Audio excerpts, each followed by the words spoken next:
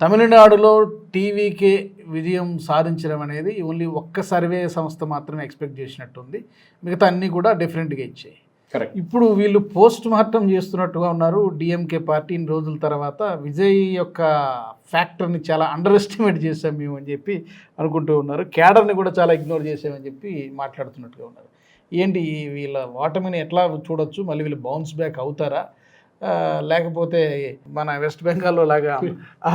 లేదు, unlike west Bengal మీరు చూస్తుంటారు, డిఎంకే నుంచి ఎవరు రాజీనామా చేసి చేయలేదు. రాజీనామాలు ఎవరు చేయలేదు. ఏ డిఎంకే నుంచి చేశారు? అక్కడ లీడర్ లేడు కదా. లేరు. వేరే స్టాలిన్ ఇప్పుడు కూడా ఆయన పట్టు అక్కడ ఉంది వాళ్ళ మీద. సో కాడర్ బేస్ అనేది అక్కడ ఒకటి ఉంది. వాళ్ళ కాడర్ ఇంకా సాలిడ్గా స్టాలిన్తోనే ఉన్నారు. వాళ్ళకి డౌట్ ఉంది, ఏదో ఒక రోజు ఈ పార్టీ పోతుంది టీవీకి, ఆ రోజు మళ్ళీ మేము తిరిగి వస్తామని చెప్పి ఒక కాన్ఫిడెన్స్ ఉంది వాళ్ళకి. పాసిబ్లీ ఏఐడిఎంకే మొత్తం డిసపియర్ అయిపోతారు, హాఫ్ ఏఐడిఎంకే టీవీకే వెళ్ళిపోతారు, ఇంకా హాఫ్ డిఎంకేకి వచ్చేస్తారు. బహుశా అయితే జరుగుతుంది. దాని నడిపి ఇట్లా అన్నామలై గారు ఇప్పుడు కొత్తగా అది విత్ టీవీకేతో పోటీ ఉంటుంది. సో స్టాలిన్ ఇప్పుడు పోటీ చేయాల్సింది వీళ్ళతో. సో ఇదే జరిగింది ఈ రిపోర్ట్లో. DMK official report by the way, ఇదేదో ఆర్ఆఫ్ఏరా వాళ్ళు రాయలేదు. ఇది డిఎంకే పార్టీ యాక్చువల్లీ ఒక కమిటీని పెట్టారు. ఆ కమిటీ ఇది మొత్తం అనలైజ్ చేసి 19 కమిటీలు పెట్టారు వీళ్ళు. దాంట్లో 2 మెంబర్స్ ఉన్నారు. వాళ్ళు సబ్మిట్ చేస్తారు రిపోర్ట్ ఏరియా వైజ్ తీసుకొని. వాళ్ళు ఏమన్నారంటే, మేము పార్టీ వర్కర్స్ గ్రౌండ్ లెవెల్ నుంచి ఫీడ్బ్యాక్ ఇచ్చాం సీనియర్ లీడర్ని, విజయ్ని లైట్గా తీసుకోకండి, సీరియస్గా తీసుకోండి, ఆయన ఇంపాక్ట్ క్రియేట్ చేస్తున్నారు, ఎస్పెషలీ మహిళల్లో, యంగ్స్టర్స్లో. అప్పుడు స్టాలిన్ వాళ్ళ పార్టీ ఏమన్నా అంటే, ఇంక్లూడింగ్ స్టాలిన్, ఆయన ఏం చేస్తాడా, మా దగ్గర చాలా స్కీమ్లు ఉన్నాయి, కళింగర్ మగళర్ ఉరుమై తిట్టం అని చెప్పి ఒక స్కీమ్ ఉంది.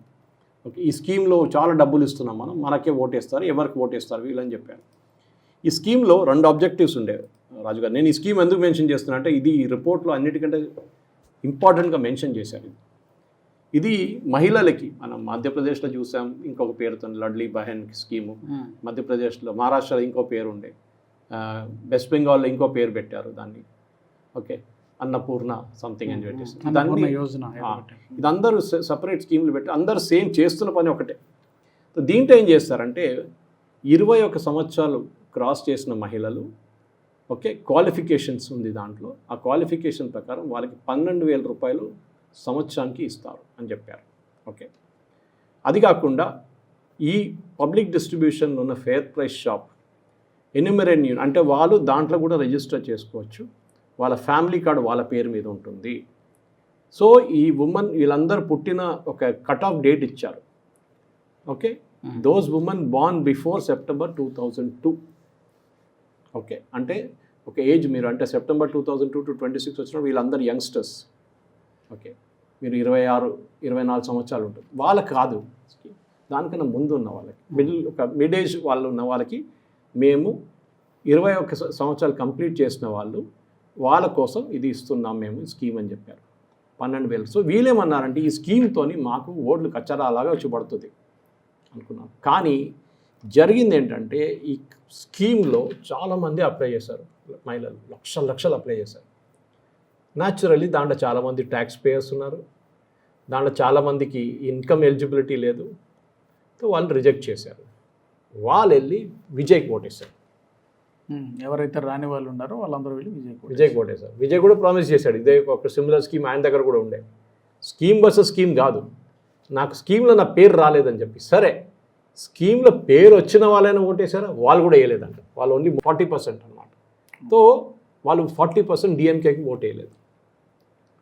ఒక మహిళలు అక్కడ ఇది. అది కాకుండా చాలా మటుకు కార్డర్స్ ఏం చెప్పారు, యంగ్స్టర్స్, ఆ యంగ్స్టర్స్ని మీరు చూసుకోండి, విజయ్ వాళ్ళని టార్గెట్ చేస్తున్నారు, మనం వాళ్ళని సీరియస్గా తీసుకోవాలి, వాళ్ళకి ద్రవిడియన్ మెంటాలిటీ లేదు, కొత్త కాలేజ్ నుంచి బయటకు వస్తున్న పిల్లలు ఇప్పుడు ఫస్ట్ టైం ఓటర్ కాబోతున్నారు, వాళ్ళని టార్గెట్ చేయండి అంటే పట్టించుకోలేదు.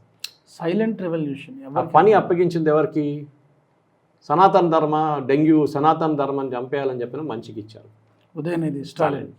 ఈ మెస్డ్ ఇట్ అప్ టోటలీ. ఆయన ఏమనుకున్నారు, స్టాలిన్ మా కొడుకు, ఈ will take care of everything, TVK, Joseph Vijay ఆయన చూసుకుంటాడు అనుకున్నా, కానీ జరగలేదు. సో వీళ్ళేమంటున్నారు, చాలా మటుకు ఎక్స్క్యూజ్ ఉంటుంది రాజుగారు, ఇది ఓడిపోయినప్పుడు అన్నీ వస్తాయి. ఇంగ్లీష్లో ఒక సేయింగ్ ఉంది, మీరు తెలుగులో దాన్ని ట్రాన్స్లేట్ చేయాల్సి వస్తుంది, కానీ ప్రేక్షకులు కూడా అర్థం చేసుకుంటారు. విజయానికి అందరూ చుట్టాలే కానీ ఏదో. So victory has so many fathers, many fathers, failure is an orphan. Exactly. Okay, ఇది సంగతి. ఓడిపోయినప్పుడు అన్ని ఎక్స్క్యూజ్, వీళ్ళు గెలిచారనుకోండి ఇదే ఎక్స్క్యూజ్ అన్నీ మళ్ళీ పాజిటివ్గా వస్తుంది. సో ఒమర్ అబ్దుల్లా కరెక్ట్ చెప్పారు ఈ మాట. రాహుల్ గాంధీకి అడ్వైస్ ఇచ్చారు 2024 ఎలక్షన్ ఓడిపోయిన తర్వాత. దాని తర్వాత మహారాష్ట్ర ఎలక్షన్, హర్యానా ఎలక్షన్ ఓడిపోయినప్పుడు ఓట్ చోరీ అది ఇది అని చెప్పి ప్రజెంటేషన్ పవర్ పాయింట్లు అని చేసినప్పుడు ఒమర్ అబ్దుల్లా అన్నారు, ఓడిపోతే ఓడిపోయా అని చెప్పి యాక్సెప్ట్ చేయండి. Correct. Learn to accept defeat. ఆనెస్ట్గా జరిగింది, ఇప్పుడు నేనేం చేయాలి, I have lost the election, ఇది చెప్పి మీరు టు టేక్ ఎక్స్క్యూజ్. కానీ అది కాకుండా అది జరిగింది ఇది జరిగింది వెల్ఫేర్, దీంట్లో చాలా మటుకు ఉంది. బ్యూరోక్రాట్స్ నడిపించారు అన్నీ, దానికోసం మేము ఓడిపోయాం. మరి బ్యూరోక్రాట్స్ నడిపిస్తే మీరు ఓడిపోతారా? అర్థం కాదు నాకు. సో ఇది రాజుగారు, ఇది ఒక లెసన్ అన్నమాట. అన్నామలై ఎందుకు పార్టీ పెట్టారు, మరి ఎందుకు ఒక ఎన్జిఓ పెట్టారు అనే ఒక రీజన్ దీనికి. ఇదే మహిళలు, ఇదే యంగ్స్టర్స్ రేపు విజయ్తో 5 సంవత్సరాల తర్వాత దే బికమ్ డిసల్యూషన్, మళ్ళీ డిఎంకేకి ఇస్తారయ్యారు మోస్ట్ ప్రాబ్లీ కాదు. కొత్త ఆల్టర్నేటివ్ అన్నామలై పెద్ద ఫ్రెష్ ఫేస్. చాలామంది బీజేపీ నుంచి రాజీనామా చేశారు తమిళనాడు యూనిట్లో, నాకు తెలిసిన చాలామంది ఉన్నారు, వాళ్ళందరూ రాజీనామా చేశారు. 14-16 పేర్లు వచ్చాయి. పేర్లు పెద్ద పేర్లు, మీరు I'm talking of at ground level. Ground లెవెల్లో చాలా ఇంపార్టెంట్. సరే, that is a part of Annamalai strategy. ఆయన ఏం చేస్తాడో తర్వాత చూద్దాం మనం. కానీ తమిళనాడు ఇప్పుడు జరిగిన దానికి ఈ యాంటీ ఎస్టాబ్లిష్మెంట్ ఒక వేవ్ లేదు అని చెప్తున్నారు ఈ report. That I think is Stalin తప్ప. యాంటీ ఎస్టాబ్లిష్మెంట్ ఉండే ఒక వేవ్ ఉండే, అది స్టాలిన్ గమనించలేదు. లేకుంటే అరగెన్స్ వచ్చేసింది, వీళ్ళు ఎవరికి ఓటేస్తారు, నాకే వేస్తారు కదా, లైక్ కేసీఆర్. అంతే కేసీఆర్ జరిగింది అదే తప్ప ఇక్కడ కూడా జరిగింది. ఎవరికి వేస్తారు ఓటు? అట్లీస్ట్ కేసీఆర్ 1 టర్మ్స్ పరిపాలించారు, ఈయన 1 టర్మ్లో ఆగిపోయింది ఈయనది. అండ్ ఈయన అనుకున్నారు ఓకే మాతో ఉన్న అలయన్స్లో కాంగ్రెస్ ఉన్నారు, సిపిఎం ఉన్నారు, వీళ్ళందరూ ఉన్నారు, వాళ్ళ ఓటు మాకు వస్తాయని. వాళ్ళ ఓటు కూడా రాలేదు. వాళ్ళు లాస్ట్లో వెనక నుంచి పొడిచేసి వెళ్ళిపోయారు. మన కాంగ్రెస్ వెళ్ళిపోయారు. ఇప్పుడు సిపిఎం అంటున్నారు మేము డిఎంకేతో అలయన్స్, మాకు ఏ పొత్తు లేదు. డిఎంకే లేకుంటే అక్కడ సిపిఎంకి డిపాజిట్ కూడా రాకపోతుండే తమిళనాడులో. కాంగ్రెస్కి వచ్చి 5 సీట్లు 0 అయిపోతుండే. కానీ వాళ్ళు పొత్తు పెట్టుకున్నారు, గెలిచారు, వాళ్ళ ప్రాబ్లం అది. సో ఇప్పుడు జరిగిన దాంట్లో చాలా మటుకు గవర్నమెంట్ అఫీషియల్స్ ప్లే చేశారు, లోకల్ పార్టీ వాళ్ళు. మీరు ఒకసారి డీబీటీ పెట్టినప్పుడు, డైరెక్ట్ బెనిఫిట్ ట్రాన్స్ఫర్ పెట్టినప్పుడు, లోకల్ పార్టీ వాళ్ళు ఏం చేయలేరు. మ్యాక్సిమం ఏం చేస్తారు, రేషన్ కార్డు రికమెండేషన్, ఇల్లు కోసం, స్కాలర్షిప్ల కోసం, ల్యాప్టాప్ల కోసం రికమెండేషన్ చేస్తారు. కానీ కలెక్టర్లు రూల్ ఫాలో చేయాల్సి వస్తుంది, లేకుంటే వాళ్ళ మీద రేపు కేసు అవుతుంది. ఈవెన్ మీ ఎంపీ ల్యాడ్ ఫండ్స్ ఉంటుంది చూడండి రాజుగారు, ఎంపీ ల్యాడ్ ఫండ్స్ కూడా ఎంపీ చెప్పేస్తారు సీసీ రోడ్ వేసే 3 కిలోమీటర్ ఇక్కడి నుంచి అక్కడ దాకా. అది కలెక్టర్ అనలైజ్ చేయాలి ఫస్ట్. రోడ్ కావాలన్నా ఆ రోడ్ యూసేజ్ ఉంటుందా, దాంట్లో ట్రాఫిక్ ఎంత ఉంటుంది, దాని తర్వాత దానికి కాస్ట్ ఎంత, ఎస్టిమేట్ అంట. తర్వాత ఎమ్మెల్యే ఫోన్ చేసి చెప్తాడు అరే మావాడు ఉన్నాడు వాడికి ఇచ్చే కాంట్రాక్ట్ కాదు, you have to call for tender. దాంట్లో యాజ్ యూజువల్ లోయెస్ట్ ఎవరుంటారు వాళ్ళకి ఇవ్వాల్సి వస్తుంది. దాన్ని చూస్తే మీరు తమిళనాడులో జరిగింది క్లాసిక్ ఒక అండర్ కరెంట్ జరిగింది. మనం ఎవ్వరు దాన్ని ఎవరు ఊహించలేదు. So that is what exactly happened Raju garu. And I think ఇది ఒక పెద్ద లెసన్ అన్నమాట అందరికీ, కేస్ స్టడీ లాంటిది. అంటే నెవర్ టేక్ ఎనీబడి లైట్. ఇది జరిగింది ఇండియా షైనింగ్ క్యాంపెయిన్ అని చెప్పి వాజ్పేయి గారు హయాంలో ఒకటి గుర్తుందా మీకు? ఎన్టీ రామారావు గారి టైంలో కూడా కదా, 1982-83. ఇక్కడ this is a classic case where over confidence, మేము గెలిచేసాం అయిపోయింది, అది జరిగింది అన్నమాట. స్టాలిన్ కాదు, రేపు ఈవెన్ ఫర్ టీవీకే కూడా ఇది ఒక పెద్ద లెసన్. అండ్ డెఫినెట్గా వాళ్ళు అర్థం చేసుకోవాలి, ప్రజలు అనేది ఎవరికి ఓటేస్తారో వాళ్ళకే ఓటేస్తారు. మీరు డబ్బులు ఇచ్చి, బిర్యానీ ఇచ్చి, మందు ఇచ్చి ఏం చేస్తే కూడా వాళ్ళు ఫైనలీ వేసింది ఓటు. ఎందుకంటే అక్కడ కూడా ప్రామిస్ ఉండే, స్టాలిన్ 12,000 రూపాయలు ఆల్రెడీ ఇస్తున్నారు, విజయ్ మేము ఇవ్వబోతున్నాం అంటున్నారు. అయినా నమ్మల్ని గుర్తుంటుంది, మహారాష్ట్ర ఎలక్షన్ పోస్ట్పోన్ చేశారు ఈ స్కీమ్ ఇంట్రొడ్యూస్ చేయడానికి అని చెప్పి. కాంగ్రెస్ వాళ్ళు చాలా ఆరోపణ చేశారు ఫడ్నవీస్ మీద, అంటే అప్పుడు షిండే ఉండే. ఈ మహిళల కోసం ఉన్న స్కీమ్ ఇంట్రొడ్యూస్ చేయలేదు బీజేపీ. కానీ మధ్యప్రదేశ్లో సక్సెస్ చూసిన తర్వాత శివరాజ్ సింగ్ చౌహాన్ గారు లాడ్లీ బహన్ స్కీమ్ చూసిన తర్వాత సేమ్ స్కీమ్ మహారాష్ట్రలో పెట్టాలనుకున్నారు. కానీ వాళ్ళకి టైం లేకుండా మోడల్ కోడ్ ఆఫ్ కాండక్ట్ వచ్చేస్తుంది ఆల్మోస్ట్. ఏం చేశారు, మహారాష్ట్ర ఎలక్షన్ పోస్ట్పోన్ చేశారు ఎలక్షన్ కమిషన్. ఏదో ఒక ప్రాబ్లం ఉండే అక్కడ.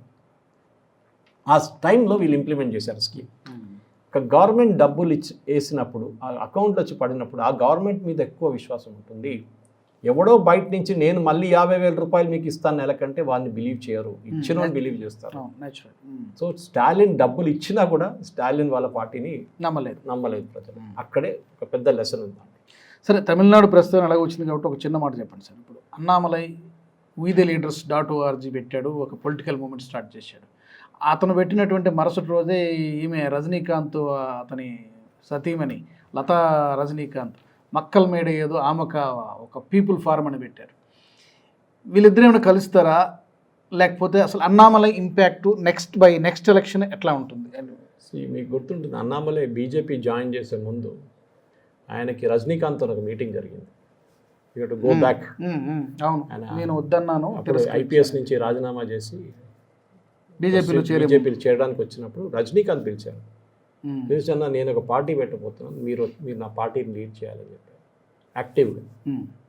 నేను ఉంటాను కానీ మీరు కూడా ఉండాలంటే ఈ సెడ్ నో, నేను ఆల్రెడీ కమిట్ అయిపోయాను, బీజేపీకి వెళ్తున్నాను. Rajinikanth decided against it. So దాంట్లో మీరు చెప్పిన దాంట్లో ఒక మెసేజ్ ఉంది. ఇప్పుడు బహుశా జరగవచ్చు దట్ టుమారో, ఇప్పుడు ఎలక్షన్ లేదు, ఎట్లయినా ఇప్పుడు లేదు. ఈ 2029లో వచ్చే లోక్సభ ఎలక్షన్లో మోదీ వర్సెస్ సంబడి ఉంటారు. లోకల్ ఇంపాక్ట్ ఎక్కువ ఉండదు. కానీ 31 ఎలక్షన్, అసెంబ్లీ ఎలక్షన్ 31లో వచ్చే రాబోయే అసెంబ్లీ ఎలక్షన్లో అక్కడ ఏం ఇంపాక్ట్ ఉంటుంది?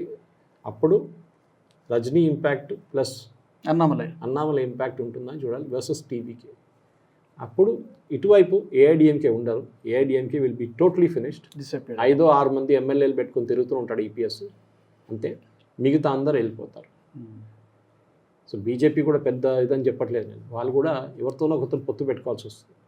అండ్ డోంట్ బి సర్ప్రైజ్డ్, డిఎంకేతో బీజేపీ వెళ్తే వెళ్ళొచ్చు కావాలంటే, అది కూడా జరగవచ్చు భవిష్యత్తులో. దీనికన్నా ముందు జరిగింది కదా, part of cabinet, Vajpayee cabinet, Karunanidhi గారు ఉన్న టైంలో. సో ఇట్ ఇస్ కొత్తదేం కాదు. కానీ కాంగ్రెస్తో వాళ్ళు ఎప్పుడు వెళ్ళరు, అది డిసైడ్ చేసుకున్నారు. రేపు కాంగ్రెస్ తిరిగి వచ్చి మొత్తం తప్పైందని చెప్పి రాజీనామా చేసి వాళ్ళ క్యాబినెట్ నుంచి టీవీకి క్యాబినెట్ నుంచి బయటికి వస్తే కూడా పట్టించుకోరు. సో ఈ 2 ఫారమ్స్ పొలిటికల్ పార్టీస్గా ట్రాన్స్ఫార్మ్ అవ్వడానికి ఛాన్స్ ఉంది. గుడ్ ఎక్స్పెరిమెంట్, ఒక సోషల్ ఎక్స్పెరిమెంట్. ఇప్పుడు మీరు అడగొచ్చు, పవన్ కళ్యాణ్ గారు పాలిటిక్స్లో వచ్చే ముందు ఆయనకి టీవీకే కన్నా పొలిటికల్ ఎక్స్పీరియన్స్ ఉంది కదా, నంబర్ ఆఫ్ ఇయర్స్. వాళ్ళ అన్నయ్య పార్టీ పెట్టినప్పటి నుంచి కూడా. కానీ ఆయనకు ఎంత టైం తీసుకుంది ఒక పొలిటికల్ లైఫ్ రావడానికి. వేరే టీవీకి వచ్చాడు మీరు అయిపోయి. ఇప్పుడు పవన్ కళ్యాణ్కి ఐడియా వచ్చింది, ఆయన పాడ్కాస్ట్ చేస్తున్నారు, ఎన్డీటీవీకి ఇంటర్వ్యూ ఇస్తున్నారు, స్మితా ప్రకాష్తో ఏఎన్ఐలో పాడ్కాస్ట్ చేశారు, ఆయన ఎక్స్పాండ్ చేస్తున్నారు. ఆయన కూడా అర్థమైపోయింది, నాకు కూడా ఒక ఛాన్స్ ఉంది. ఎన్ని రోజులు నేను ఆంధ్రప్రదేశ్లో డిప్యూటీ ముఖ్యమంత్రిగా ఉంటాను, నేను కూడా నా పొలిటికల్ వెపన్ కొంచెం స్ప్రెడ్ చేసుకోవాలి, నేను కూడా చూద్దాము ఏం చేయొచ్చు నేను. బహుశా దానికోసం తెలంగాణలో వచ్చి, ఇప్పుడు తెలంగాణలో నేను పార్టీ పోటీ చేస్తారో, ఇక్కడ ఇప్పుడు జరగబోయే జిహెచ్ఎంసీ ఎలక్షన్లో బహుశా ఆయన పార్టీ పోటీ చేస్తున్నాం. ఓకే, ఇది పవన్ కళ్యాణ్ ఐడియా. బికాస్ ఈ seeing the changes. Joseph Vijay తీసుకొచ్చిన మార్పు విత్ ఇన్ నో టైం ఒక ముఖ్యమంత్రి అయిపోతే నేను ఎందుకు చేయలేను? నేను అప్పుడు కూడా చెప్పాను, మీకు గుర్తుంటుంది, మనం ఒక డిబేట్లో దీని గురించి మాట్లాడాను. పవన్ కళ్యాణ్ నార్త్ తమిళనాడులో పోటీ చేస్తే ఆయనకి మినిమం 5 నుంచి 6 సీట్లు వస్తుంది. ఎందుకంటే చాలా మటుకు Telugu speaking population, Chittoor, Kadapa area, Nellore నుంచి వచ్చేంతా నార్దర్న్ తమిళనాడులో ఉన్నారు తమిళ్ స్పీకింగ్ పాపులేషన్. అది కాకుండా తమిళనాడులో చెన్నైలో కూడా చాలా మటుకు Telugu speaking population, just like Bengaluru పెద్ద తెలుగు స్పీకింగ్ పాపులేషన్. అది ట్యాప్ చేయాలండి, అది ఒక స్ట్రాటజిక్ మిస్టేక్ ఉండేది. బహుశా ఆయన కరెక్ట్ చేసుకుంటారు నెక్స్ట్ ఎలక్షన్ వచ్చేదాకా. కానీ ఇదొక లెసన్ రాజుగారు, దాట్ మీరు ఎంత పెద్ద స్కీములు పెట్టినా కానీ మీరు ఎలక్షన్ గెలవాలని ఏ గ్యారంటీ లేదు, గెలుస్తారని ఏ గ్యారంటీ లేదు.